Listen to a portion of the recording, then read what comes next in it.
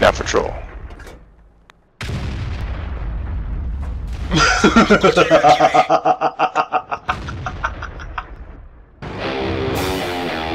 Ether. I got this.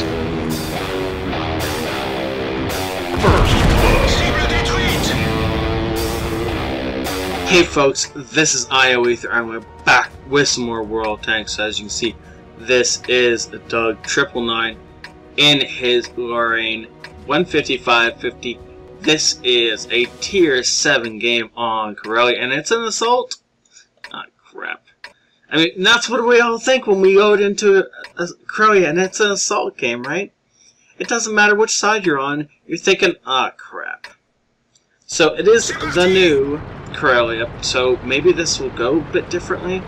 Maybe I'll start playing Corellia on Assault after this. We will see. Either way, before we get into the gameplay, a few things to take care of. If you want to support the channel, the best way, as always, is to like any videos you enjoy. And if you want to help the channel grow and whatnot, then send me your videos and then share them with friends. And that way, you get to be YouTube famous, and I get to see more awesome gameplay. Win-win, right? So, Doug is running way back here, so this is an area that I didn't think about until just now, but actually suits the artillery fairly well. There's a couple of major cliffs he's not really going to be able to shoot over, but it does let him get far back into the back corner of the map fairly effectively, and he's already aiming in on a spot. Now, I kind of wish he was aiming in over here and say here, but that's, really, it's not really going to matter. Either way, he is close enough that he can just slowly guide his aim over to where he wants to be, zooming in and firing a shot right between them. Ooh, the Chi-Ri walks into it. Now, unfortunately, not doing full damage. He can do up to 950 damage per shell, so that unfortunately didn't pen. Probably hit the Chi-Ri's tracks, only dishing out 300 damage. But that's okay. It's still 300 damage. I mean, seriously. In a tier 7 artillery, that's respectable damage. Lorr. Never mind. Oof. That poor T-29 just got decked for 911 damage. Oh, that poor guy. Well, that T-29's day just went really bad. Looks like Doug fires a blind shot, knowing that there was an SU-152 here that it's now dead. I don't know how much health he was on when he fired that shot. So we're gonna have to look that up later. Wow! And now there's a Tog side. Really? Are you guys just gonna gift us kills? Cause this looks like it. Nope, Tog moved. Oh, well, Tog may not have moved, but that doesn't really matter.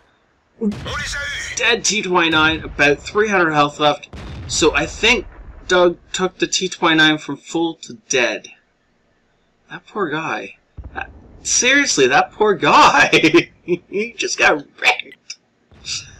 And this is why people hate artillery, but this is actually mostly just down to skill.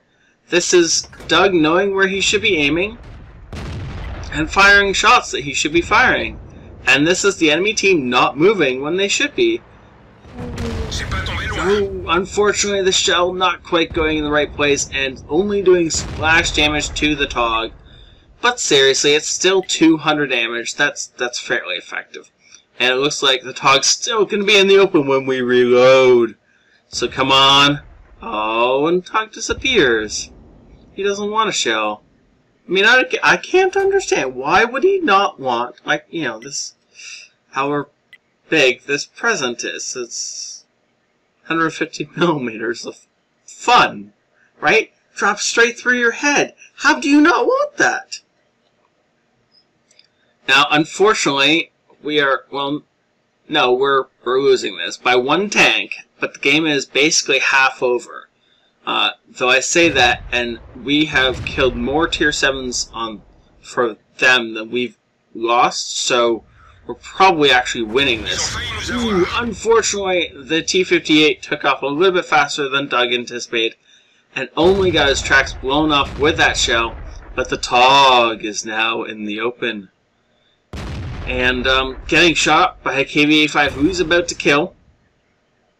Tog, there's a KVA, okay, or the Chi-Rig can kill him. And the Tog is apparently trapped in the open. We're gonna fire a shell and... Lord. 926 damage to a Tog. Okay then. Now the downside is I think our T25/2 is AFK in our cat. He is still... No, he's not on full health. Has he moved? Is he moving his gun? No, he's still... Yeah, he either never loaded into this game or is AFK. Either way, the south side has won their side. So, Doug is moving down to the south side of the map so that he can set up a more effective fire. This way he isn't worried about getting shot while he's firing, and he can just pump round after round after round into the enemy. Yeah. So the lone Type 58 sprints forward and is in our effective fire zone, so Doug puts out a shot for half of his health. Wow, that poor guy was at full health! He charges in and suddenly he's left on 3 health and then dead. In a matter of a few seconds. 21 health left on that Tog. That's not really a shot that Doug wants to take, but at the same time, it's still a Tog, it's still an enemy gun, it still needs to die. Did somebody just bounce off a Tog? How do you manage to bounce off a Tog? Unfortunately, knowing the Tog only has, like, what was it? It was like 20 health left. So that shell either missed or maybe took his tracks off. No, looks like it probably didn't take his tracks off, as the Tog is way over there moving. So either the Tog immediately used his repair kit, or that shell didn't do anything, which is really sad. And that shell may not have done anything either. Kind of a blind shell. Oh well. Our Comet looks like he's gonna die here. He's got definitely 2 enemy TDs locked onto him, and they are sitting fairly still. So if Doug can line up the shell here, he might be able to get himself a Jag Panther kill. He looks... Ooh, he fired maybe... Oh yeah, that was... you need to fire over here because that's where the Jag Panther was going to go. Now our Comet is doing his best to run away. He looks like he's going to kill the... Yes, he does. And now he's going to get shotgunned by the artillery here in a second. Yeah, yeah. Oh well. Now we'll... Ooh, looks like the artillery got splashed by something or ran into the Jag Panther. That's what happened. He ran into the Flat Panther and then got murdered by a splash damage. So that shell was literally like right off his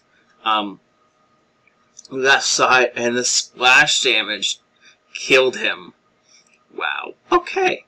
That's kind of impressive.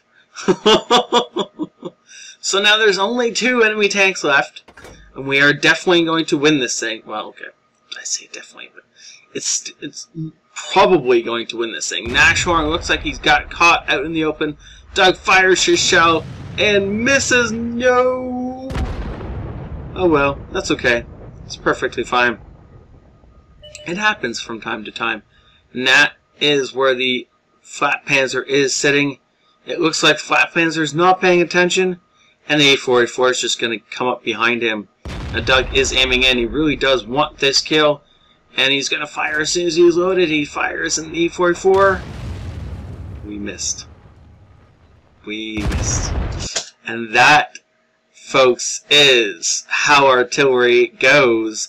You get these amazing kills, like on the, the hit on the T-29 and the Tog, and then you do things like fully aimed in, 10 seconds waiting, fully aimed in on a stationary target, fire, and it flies off to the side.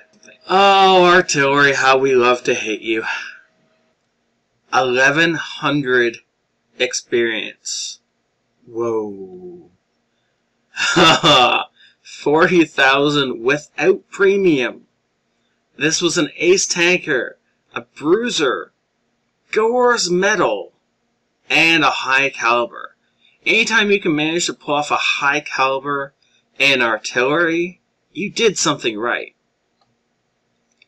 Yeah, so we did all the damage to that T-29. T-29 got hit by 2 shells from us and died. That poor guy. And then the 1 shell into the SU did 716 damage for the kill. Oh lord. That's a lot of damage. And then what? Yeah. Okay. So, look at that. Beautiful, beautiful job. That was awesome. Holy cow. 4,400 damage dealt over 3 kills. I'm speechless.